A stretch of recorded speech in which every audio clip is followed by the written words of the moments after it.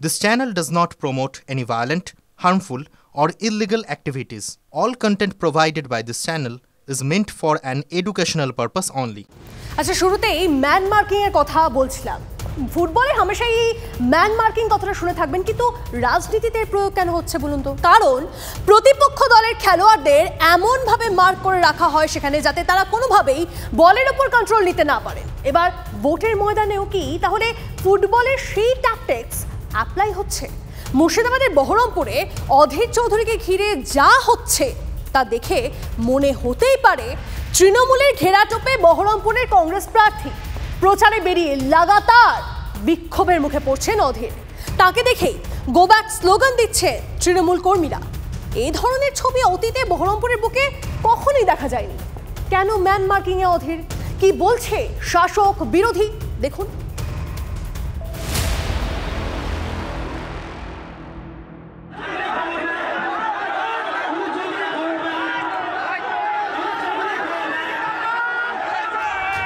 13 April Baharampur নতুন বাজার এলাকায় প্রচারে গিয়ে বিক্ষোভের মুখে পড়েন অধীর চৌধুরী। গাড়ি থেকে নেমে পাল্টা বিক্ষোভকারীদের দিকে তেড়ে যান। তর্কাতর্কিতেও জড়িয়ে পড়েন কংগ্রেস প্রার্থী।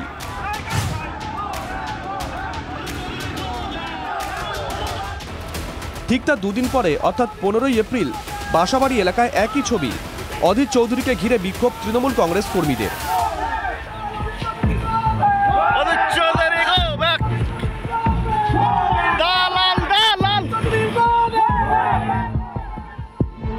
পাঁচ দিন পর 20 এপ্রিল প্রচারে বেরিয়ে ফের বিক্ষোভের মুখে পড়লেন অধীর।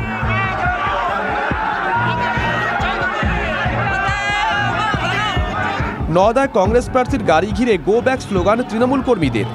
কংগ্রেস ও তৃণমূল কর্মীদের মধ্যে হাতাহাতি পর্যন্ত হয়ে যায়।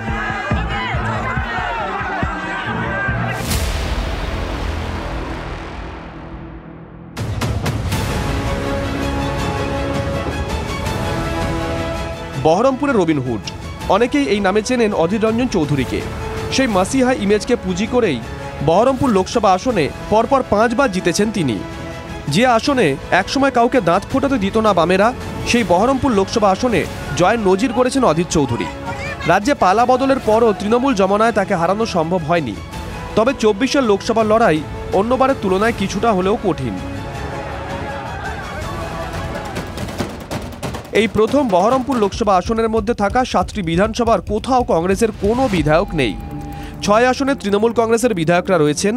বহরমপুর জিতেছেন বিজেপি প্রার্থী। তার ওপর ভোটের ময়দানে তৃণমূলের প্রার্থী প্রাক্তন ক্রিকেটার ইউসুফ পাঠান ও বিজেপির চিকিৎসক প্রার্থী নির্মল সাহার বিরুদ্ধে লড়তে হবে অধীর চৌধুরীকে।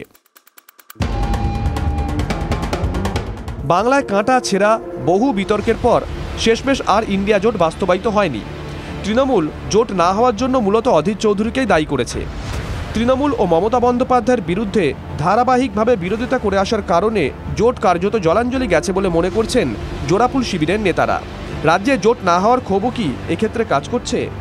জিততে পারলে বহরমপুর লোকসভা আসনে জয়ের ডাবল হ্যাট্রিক করবেন এই কংগ্রেস নেতা। আর পরাজিত হলে মুর্শিদাবাদ তথা বঙ্গে কংগ্রেসের রাজনীতির ডাকাবুকো এই নেতার রাজনৈতিক কেরিয়ারে ধাক্কা অবশ্যই লাগবে। সব মিলিয়েই কি ভোটের ময়দানে ম্যান মার্কিংয়ে অধীর চৌধুরী?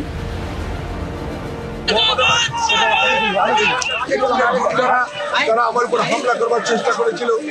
আমি ওখানে বসে বসে বলেছি